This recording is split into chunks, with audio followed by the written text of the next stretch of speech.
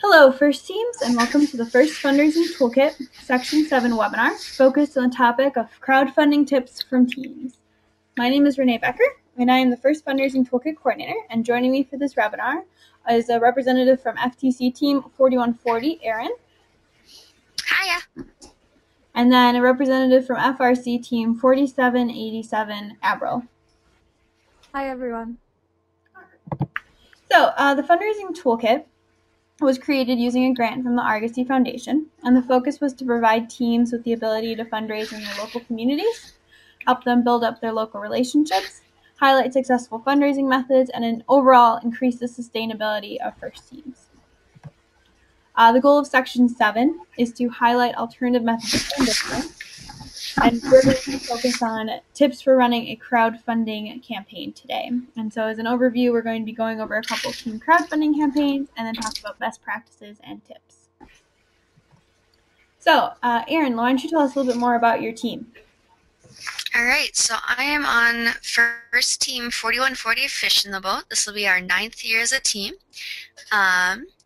And that's our team picture on the right there. I'm the one in the green, on the bottom right. And we were the 2013 FTC World Champions with the challenge Ring It Up. So awesome. And Avril, tell us a little bit more about your team from Chicago. Okay, great. Yeah. So I'm on FRC Team 4748, or Team Axiom. This will be our 2nd year competing. Last year, in our rookie year, we won the Midwest Rookie Inspiration Award, and we're really looking forward to this year. Excellent. I am too.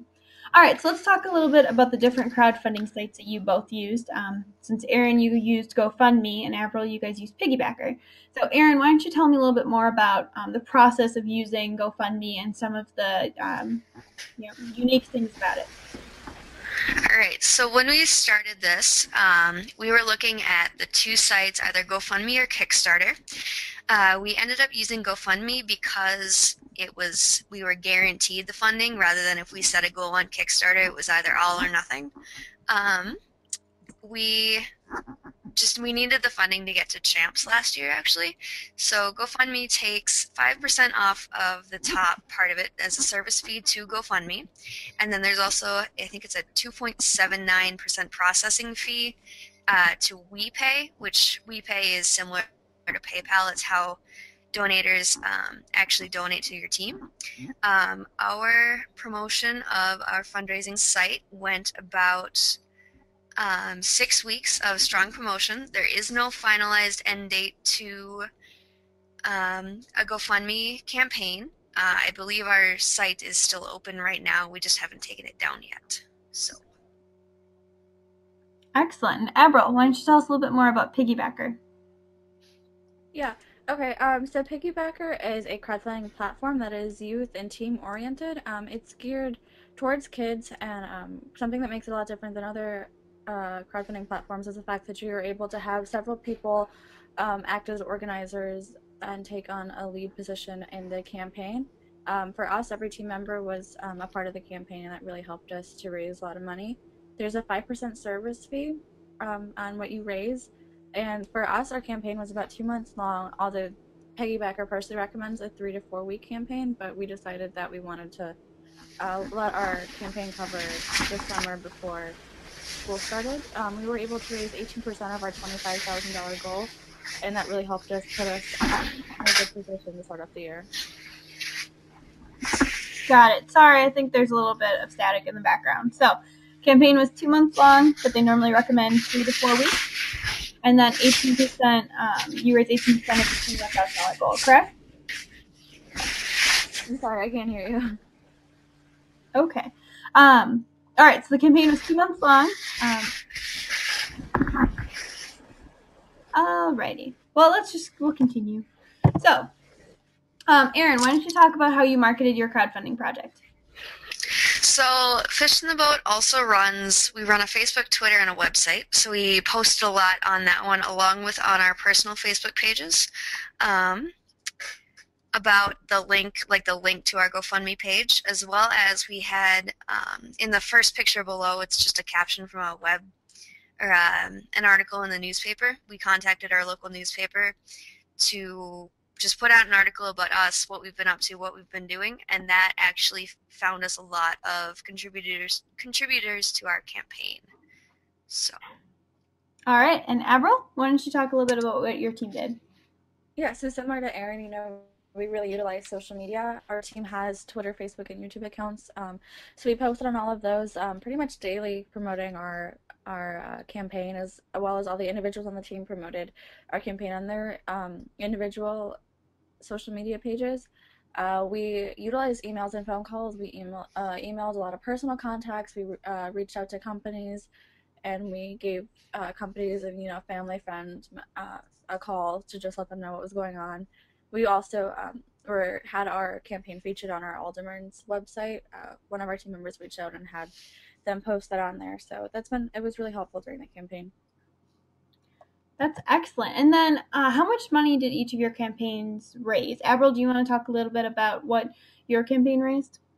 Yeah, so we had a goal of $25,000. We didn't reach it, but we were able to raise just over $4,400, and that went directly towards our FRC registration cost, and it was kind of, put us at ease towards paying the $5,000. Awesome. And then Erin? All right, so we set a goal that appeared on the GoFundMe webpage for $5,000, and we honestly were not expecting to meet our goal.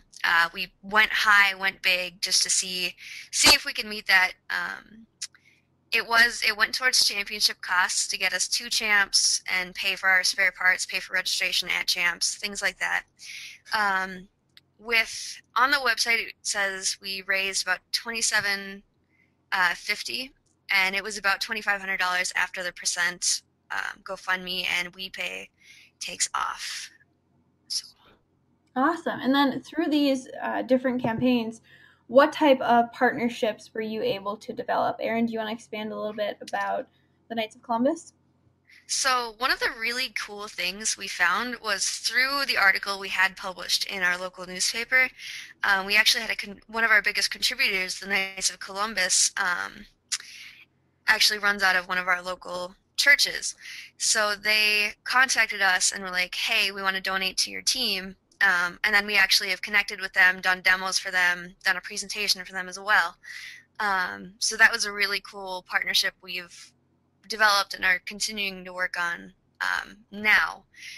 Along with, we have a couple ins now into different media outlets, different newspapers, things like that through this campaign, really because we've started our getting into the media a little bit more and showing the media about what we're doing. Along with, we've had teams emailing us, asking about GoFundMe, asking about our process through having the campaign and working on it. That sounds great. That's very exciting. It sounds like you've been really able to engage your community. All right. Yeah. Avril, why don't you talk a little bit more about some of the companies that you were able to find in your local community in Chicago? Yeah, so through crowdfunding, we reached out a lot to our personal contacts. So companies that members had previously interned at were very eager to sponsor us. Eighth Light, which is a software consulting company and based out of, I think, there's offices, in Florida, but the office here in Chicago, myself and one other member interned at this summer, so they were happy to sponsor us. Family companies, family members on our team were also acted as our sponsors, so that was really great to form those partnerships. Additionally, a couple members on our team are now on the youth advisory board for Piggybacker, including myself. So we now act as guides to other individuals looking to start campaigns on Piggybacker, and we're trained to, give presentations on the platform and kind of get more people excited about crowdfunding and fundraising for a cause. So through these crowdfunding campaigns, it was more than just raising money. There were a lot of networking opportunities that the teams found, and a lot of personal opportunities for the students on the teams as well. And so that's very exciting and something that's good to note about these crowdfunding campaigns that teams are doing. So talking about teams who are just starting this up and running these, do you have any tips for teams, Erin, that you'd like to mention? Yep. So I think Avril and I have a couple like pretty similar things for this one, but my biggest one was promote, promote, promote. You have to get out in your community. You'll find donors that wouldn't think to donate to you guys, that don't know you exist, until they figure out that, whoa, this team, they're doing robotics. That's pretty cool. How can I contribute? How can I help them succeed in their competition? A lot of our contributors were just random people from the Lakeville community that saw our article in the newspaper. So that was one of our biggest contributors was people from just the community that we'd never met before. Great. And Avril? Yeah, so going along with what Aaron said, I definitely agree. Like, just to go out there and promote. Don't be afraid to reach out to people. You know, you never know who's going to be willing to donate and who's going to want to support your cause.